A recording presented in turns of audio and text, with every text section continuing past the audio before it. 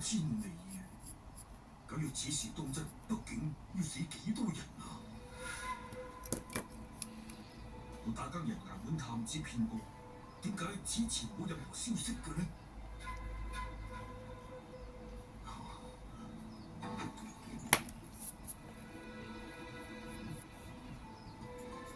陛下請各位大人返回御書房。魏公請。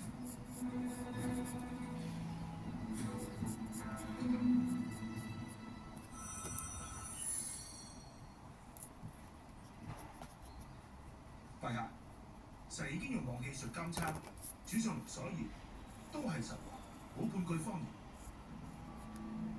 有勞宋兄啦。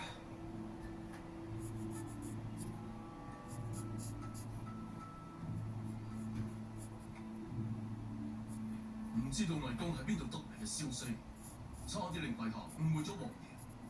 末將喺度諗，王爺之前冇得罪魏公啊嘛。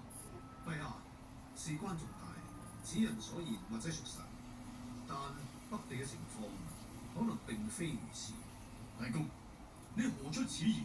陛下，魏公所言有理，事關重大，唔能夠疏忽大意，必須徹查。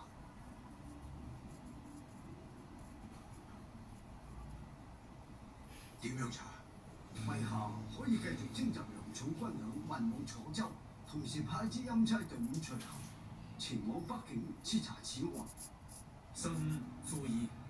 臣附議。臣附議。臣附議。派一支隊伍去北境，專責調查血屠3000里。此事非同小可。陛下仲斟酌緊主辦官嘅人選。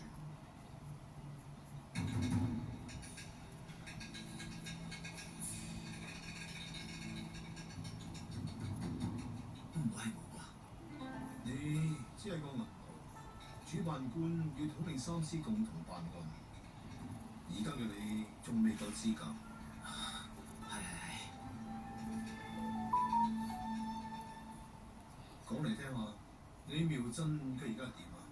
幾好啊！佢好適應京城嘅生活。記住，佢嘅身份特殊，不宜久留，諗辦法送佢出城。係咁，可能有啲難辦。點解難辦？李妙真今次嚟京城係為咗查一件事，喺嗰件事未水落石出之前，佢肯定唔會離開嘅。而且我當時為咗急於搞清血屠3000里嘅事，我已經答應作佢一臂之力。你答應佢咩事？坐低講。係。我哋去利部係為咗查蘇蘇嘅父親。查蘇蘇嘅父親點解要去利部？蘇蘇嘅父親叫蘇杭，係貞德29年嘅進士。後來元景14年，佢升遷進京做皇帝嘅起居郎。自此之後就不知所蹤，生死未卜，20幾年嚟了無音訊。所以你哋覺得，既然佢已經上京赴任，利部就一定有佢嘅資料？去利部？未事先上報，請魏公責罰。無妨。血屠3000里嘅消息，等價交換亦好正常。魏公深明大義，不過以我嘅能力，邊有辦法入去利部嘅文庫啊？不過好在有魏公喺度，以你嘅手段想促成此事，肯定唔會難辦。魏公放心，此事一了，我立即送佢出城。利部重地唔係打更人可以隨意進出嘅，況且係黃精文管轄嘅，更加係難上加難。不過，如果只係翻閱卷宗，打更人唔使親自出面，我心目中有一個人選可以促成此事。邊個？許家二郎許生義。